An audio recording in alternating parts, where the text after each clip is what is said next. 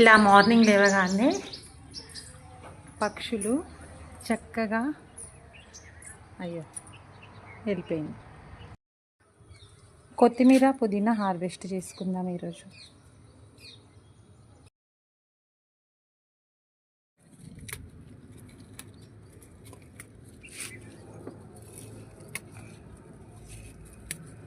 పుదీనా ఒక్కసారి వేసుకున్నారంటే మళ్ళీ మనకి 2 years వరకు ఏ బాధ ఉండదు. అది స్ప్రెడ్ అయితేనే ఉంటుంది అన్నమాట. మనం అప్పుడప్పుడు మధ్య మధ్యలో ఇవి తీసి వేరే చోట పెట్టుకోవాలి. ఇట్లా వేర్లతో సహా ఉంటాయి కదా, అవి తీసి వేరే చోట పెట్టుకోవాలి.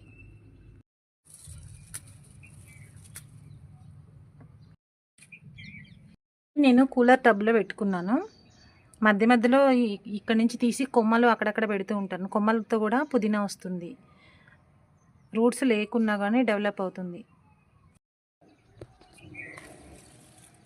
ఈ చెట్టుకైతే 1 year దాటింది ఈ చెట్టు పెట్టి, కానీ ఎప్పుడు చూసినా కానీ కాయలు ఉంటూనే ఉన్నాయి.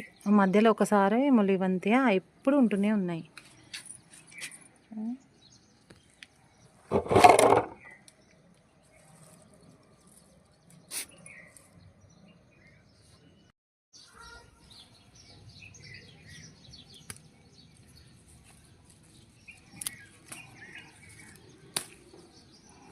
ఇవి సరిపోతాయి. అలాగే కొత్తిమీరని హార్వెస్ట్ చేసుకుందాం.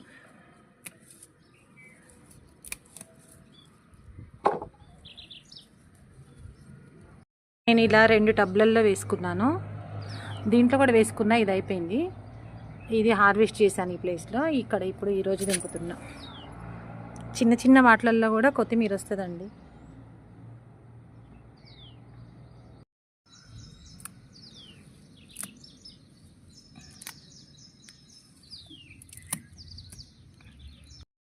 నా స్మాల్ హార్వెస్ట్ పుదీనా, కొత్తిమీర, పచ్చిమిర్చి.